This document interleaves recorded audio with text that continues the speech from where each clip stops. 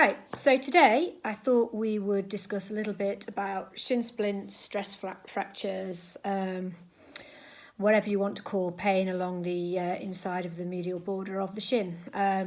Causes a lot of problems in runners. It can be from low level sort of muscular tightness and inflammation down to sort of stress response, a stress fracture and a full fracture. So there's lots of different pathologies that can go on in the area. The main thing I want to talk about is really bone stress injury, so stress reaction, stress fracture of the area. And I think the first thing to say is a bone stress injury represents the inability of the bone to withstand the mechanical loading, which results in structural fatigue and localized bone pain and tenderness. Okay, so basically what that means is the bone is overloaded. Too much force has gone through the bone, and the bone hasn't had the ability to be able to remodel and correct it and heal it as quickly as possible. And so what can cause this? There's lots of causes. If we look at external causes, basically look at what you've been doing running wise. I know we keep going back to this, but with runners we're doing the same thing over and over again, and if we do the same thing too many times without thinking about our consequences, and the body isn't strong enough to cope, then it'll break in some way or some form. So in this case, we've got to look at what's our training been like. Have we changed surfaces? Have we done much more running on the road? Is our body able to cope with that running on the road? Can the bone absorb the forces? I think that what we've got to look at is the muscles are actually the protective element for the bone. And if our muscles are not strong enough to protect and absorb the forces, then the bone will absorb the forces more. So if we've suddenly done a lot more running on road, obviously there's more forces going through and the body's not had the ability to stand it. If we've suddenly increased our frequency and intensity of running, then our muscles will be fatigued. If they're fatigued, they're not able to support the forces. So lots of factors that we've got to look at. Training issues is a massive sort of factor in this, and I think newbies to running need to sort of really watch out, because if you build up too quickly, your body won't have the ability to control that bone absorption. I think it's one of the things we see lots and lots with people new to running. Running shoes. Are your shoes good enough? Are they able to give you the control and the cushioning that you need to withstand these forces? Orthotics is open to debate as to whether they help or don't help with this. I think it's something worth considering. And then we've got to look at what's going on with the body. I think the big theme of lots of these talks that I've been doing this week has been, is the body strong enough to cope with what you're asking it to do? Are you taking the body beyond the levels of fatigue? If you are, then something will break down. Okay, that's a key message. And actually, why is it one of my key messages at the moment? Because it's something that you can address at home. What I can't do is treat you, assess you, release things for you. You've got to work out how to treat these things yourself and how to get your body stronger so that you can sort of, withstand all these extra stresses that you're placing on the body. So sort of that's what we're looking at. I think the one thing that we need to sort of touch on briefly, and it's not a talk about this at all, but it's reduced energy deficit. And I think, REDS, and I think we've got to sort of just mention that if you haven't got enough energy going into your body to allow you to perform the exercise that you're doing, then your body won't be able to cope. And I think this is even more prevalent in sort of female endurance athletes, because if your body fat isn't high enough, then you lose your menstruation. Now, I'm not going to talk any more about that. However, this is one of the big risk factors for stress fractures, and there's some great resources out there. I think one of the sort of my go-to people is Rena McGregor, and I think she's a great source of information. So if you think you fall into that category, then it's really worth following Renee and seeing some of the work that she does. So that's it really. So what is shin splints? Where is it? It's basically pain on the inside border of the tibia. So the tibia is the big supporting bone of the shin, and it's pain on that inside. There's lots of other things we can look at, biomechanical issues and things like that, but it's a bit harder to assess that yourself. So what I'm going to really focus on is one of the sort of the main causes that you can address, and that is what's going on higher up the chain. So I think there's two big sort of factors. Is that posterior chain, so i.e. the glutes, hamstrings, are they strong enough to control and absorb the forces that are happening when you're landing and running? If they're not, then the forces are going to be absorbed by the calf, so the calf is going to be working harder than it should do. What are the hip abductors like? So your sort of big glutes and your glute med, are they working properly? Is your body translating laterally when you're running? When you're standing on one leg, can you control one leg?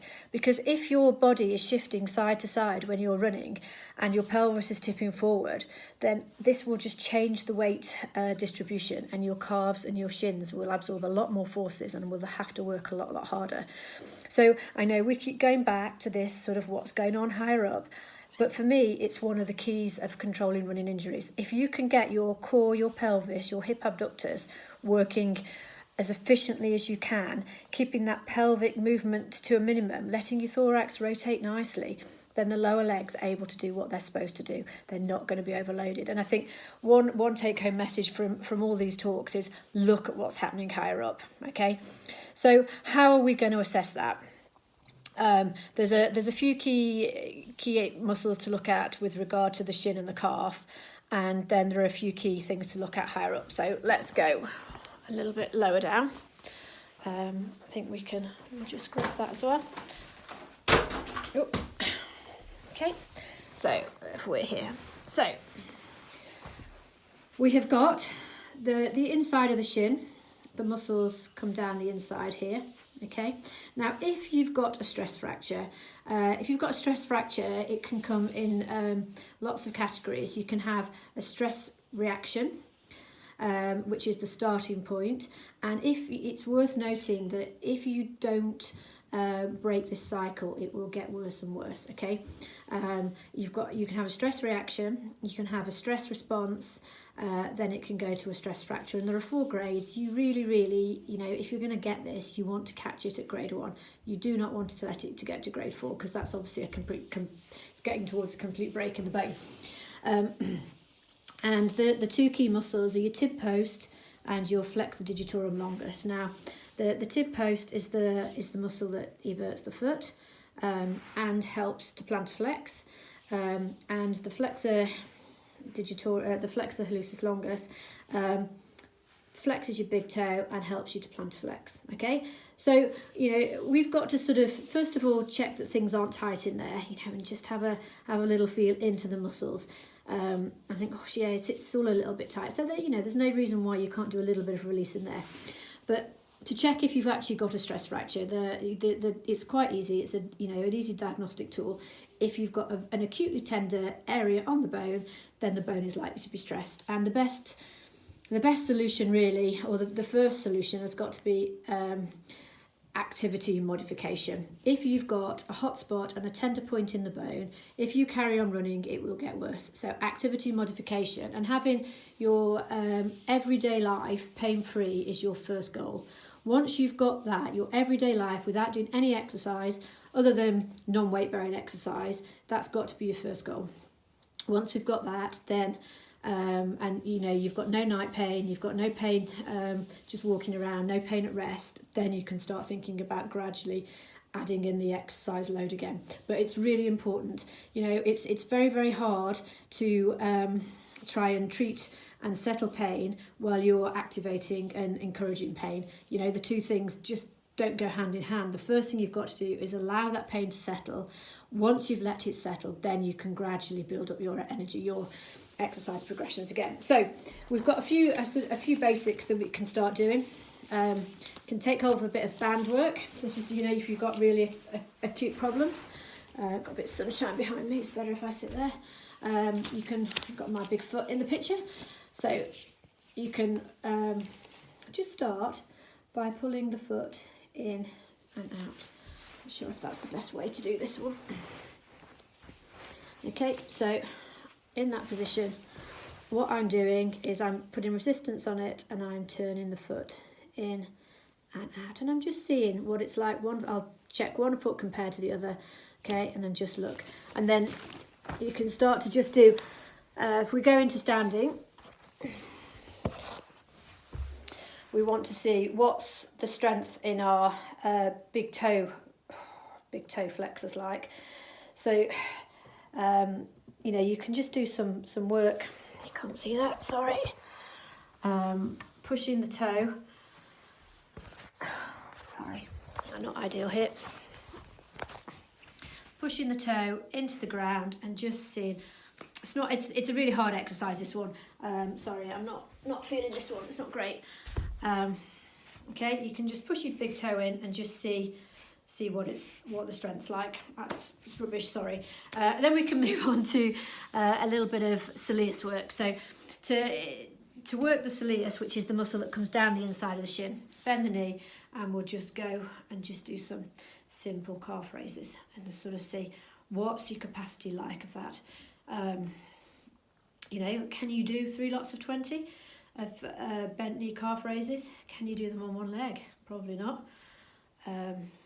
Okay, and just see what that's like. Okay, so that's our sort of our basic tests, just for, we didn't really give you one for the big toe, but that's our sort of basic test for looking at the strength. You know, you can just sit and just push it down. Okay, one foot and the other foot, and just think, oh gosh, that's actually quite weak. Can you walk on your toes? You know, what's that like? You know, can you do a little bit of tiptoe walking? You know, have you got the control? Can you do tiptoe walking? Can you stand on one leg? You know, that's actually really quite hard. So that's just looking at that sort of control of those muscles on the inside. So then we need to look at what's going on higher up. Okay, can we stand on one leg? Right. So if we stand on one leg, okay, can I stand on one leg, or is that happening? Okay, right, so I can actually stand on one leg. That's a good start for me. Okay, and then can I hip hitch? So this is a really, really good one for your glute. Okay, can I stand with one leg, and can I hitch my hip up and down? And what's that like? Have I got the right control there? Yeah, you know, not too bad. Try it on both sides. Okay, then what's my ability like to lift my leg in the air and just hold it in space? Okay, can I lift it?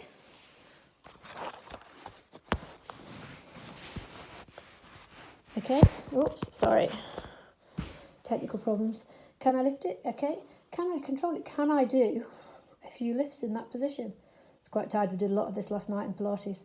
But, you know, can you control it? Have you got that spatial awareness? It's a really, really good exercise just to see what's actually going on in that glute, okay?